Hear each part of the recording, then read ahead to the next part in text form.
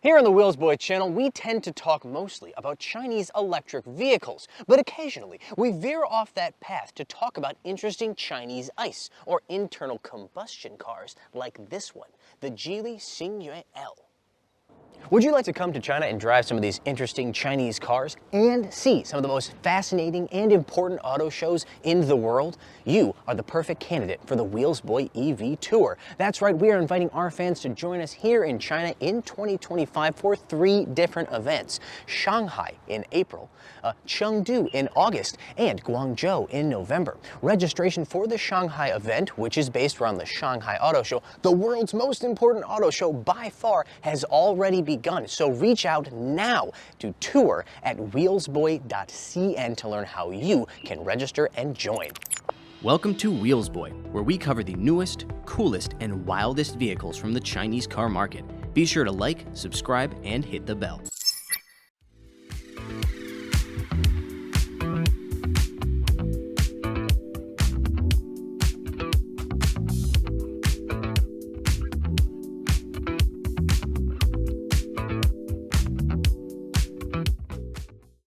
The Xingyue L qualifies as an interesting Chinese ICE vehicle because it is currently the best-selling ICE SUV in the Chinese market, beating out perennial winners like the Toyota RAV4, the Honda CR-V, and all of its Chinese competition. So how is it that it's been able to outsell all of those other models? I think the first answer to that question is the exterior styling. This car is a result of the Peter Horbury era of Geely design. Horbury was originally the lead designer at Volvo, but when Volvo was purchased by Geely, he became lead designer for the Geely Group overall. That kind of explains why this thing looks quite a bit like a Volvo if you squint a little bit. But looking like a Volvo has many advantages. First of all, it's quite handsome. It's maybe not as bold as some of its Chinese competition, but I would argue there are many buyers that prefer that. It also has a shape and stance that reminds me of more luxurious vehicles. When I look at this car, if you made me guess the size, I would say it would probably be about as big as a BMW X5, but in reality, it's not. It's actually considerably shorter than that car, but the proportions and stance make it feel more like a larger, more luxurious vehicle. The Xingyue L is actually the second car in the Xingyue series. The first one was the Geely Xingyue, which then became the Xingyue S and was sold abroad as the Tugela. That car has a coupe roofline, whereas this one maintains a more traditional squared-off SUV shape, which makes it a much more practical choice for families. There are 2 specs of the Xingyue L, both of which come with a 2-liter turbocharged 4-cylinder and an 8-speed automatic transmission. The base car is front-wheel drive, but this, the top spec car, is 4-wheel drive. I actually quite like the name they've given to their 4-wheel drive system, 4Rhythm.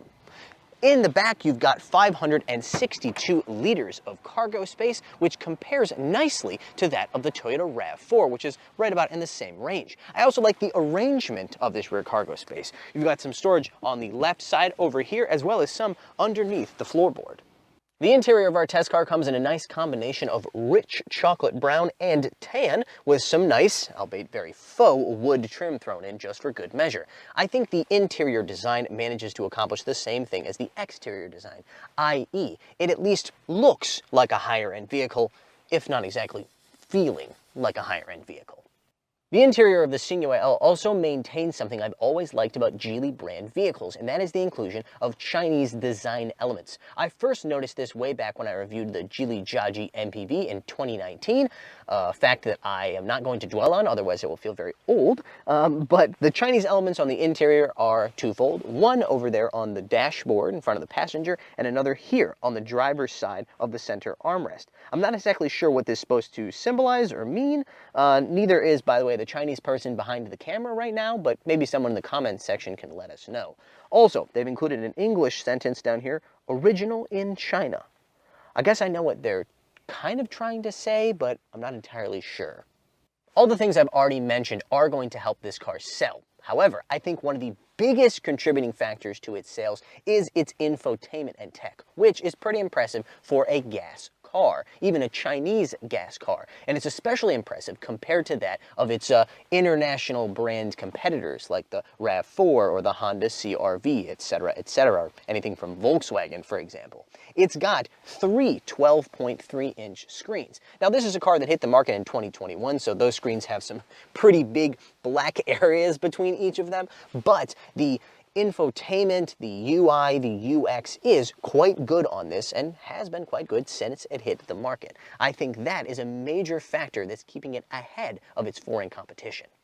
I will point out two little complaints that I have with the front row. The first is the crystal knob right here. So this thing is used to, well, actually it's customizable. You can use it to adjust a whole bunch of different things, but it's mostly used to change your volume.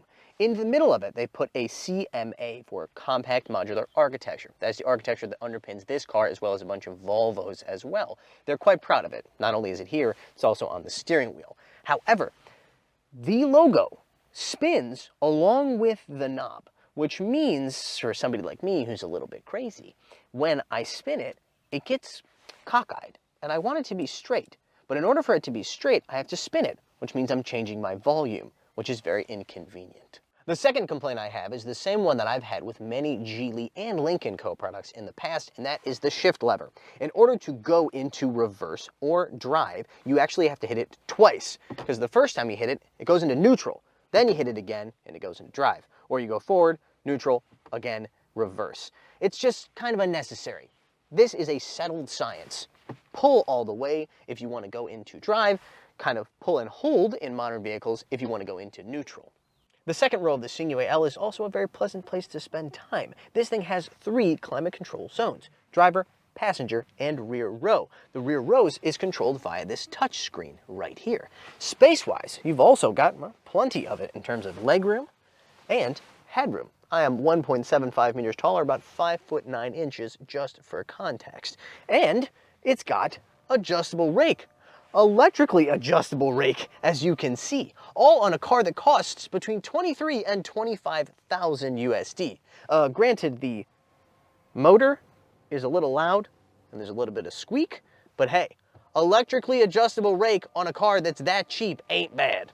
Also, shout out to this thing, being a gas car, even though it does have a transmission tunnel that juts upwards and makes the center seat a little bit less comfortable, the floor itself on either side of that is much lower than I'm used to in electric cars, so you're able to maintain a very nice posture.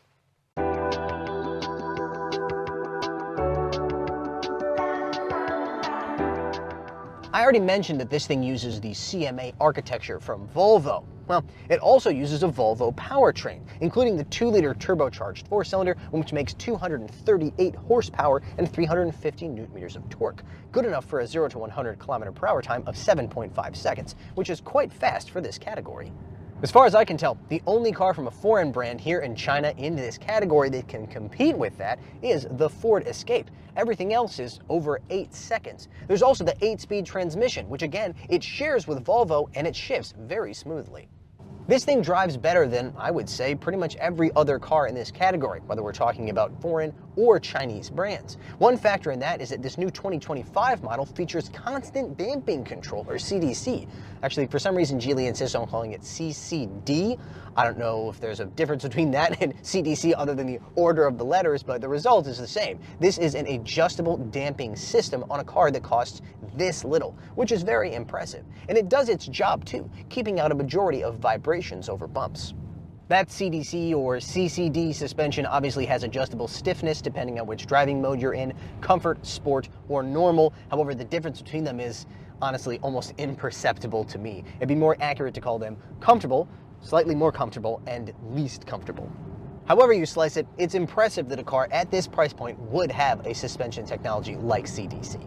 Speaking of impressive, this car has standard level 2 ADAS on both of its trims. That includes 11 sensors, which they say has a market value of $275. Two things. One, that shows how cheap these components have become as they become more common across different models. And two, I don't think saying that is as much of a flex as they think it is. Either way, again, it's impressive to have this kind of feature, including intelligent cruise control, that's lane keep assist and steering assist, on a car this affordable.